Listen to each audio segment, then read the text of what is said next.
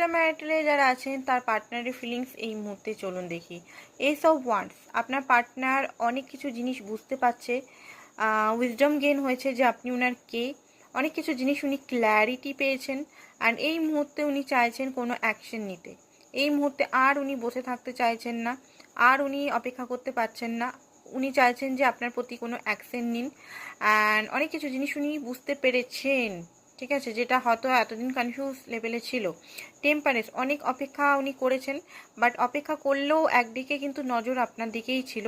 আপনি হয়তো বুঝতে পারছিলেন না, বাট উনি আপনার দিকে মানে নজর রেখেছিলেন, দেখতে পাচ্ছি।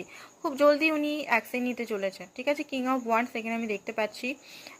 ওনাকে মানে আপনার কাছে আসতেই হবে যে কোনো উপায়। অ্যাকশনটা কী করে কীভাবে নিতে হবে সেটারই উনি প্ল্যানিং করছেন, অ্যান্ড কীভাবে আপনাকে আবার মানাতে হবে সেটা উনি প্ল্যানিং করছেন এই মুহূর্তে।